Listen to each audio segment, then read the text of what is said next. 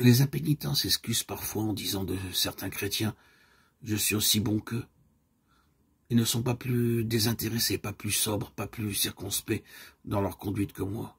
Ils aiment les plaisirs et les jouissances autant que moi. Cela se retrancher derrière les fautes d'autrui. Mais les défauts et les péchés des autres ne justifient personne, car un modèle parfait nous a été donné. L'Immaculé, Fils de Dieu. Ceux qui se plaignent de la mauvaise conduite des soi-disant chrétiens devraient, par une vie plus noble, donner eux-mêmes un meilleur exemple. Si la conception qu'ils se font d'un chrétien est si élevée, leur péché n'est-il pas d'autant plus grand? Ils connaissent le bien et ils refusent de le faire. Prenez garde de ne pas temporiser. Ne renvoyez pas le moment de délaisser vos péchés et de rechercher en Jésus la pureté du cœur. C'est précisément ici que des milliers de personnes ont commis une erreur fatale. Je n'insisterai pas sur la brièveté et l'incertitude de la vie, mais il y a un terrible danger.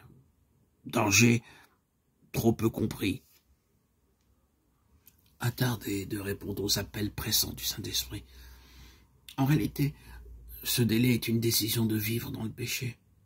Ce n'est qu'au péril de son âme qu'on peut tolérer un péché, si petit qu'il puisse paraître. Ce que nous ne vaincrons pas nous vaincra et causera notre ruine. Adam et Ève se persuadèrent qu'en mangeant du fruit défendu, acte insignifiant, ils ne sauraient attirer sur eux les conséquences désastreuses annoncées par Dieu.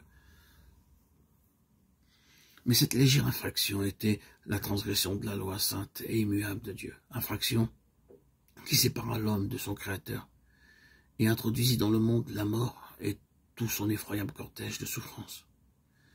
Dès lors, siècle après siècle, notre terre fait monter une clameur douloureuse, et la création tout entière soupire et souffre les douleurs de l'enfantement. Le ciel même a ressenti les effets de cette rébellion contre Dieu. Le calvaire est un monument du sacrifice inouï exigé pour expier la transgression de la loi divine. Ne considérons pas le péché à la légère. Chaque manquement, chaque négligence, chaque refus de la grâce de Jésus-Christ a une influence sur vous-même. Le cœur s'endurcit, la volonté se pervertit, l'intelligence s'émousse.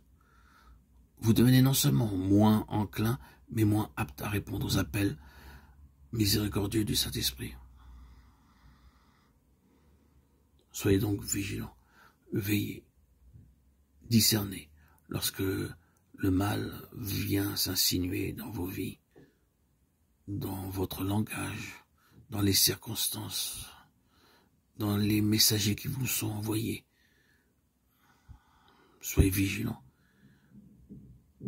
Ne vous laissez pas attraper, aspirer par le poison du péché.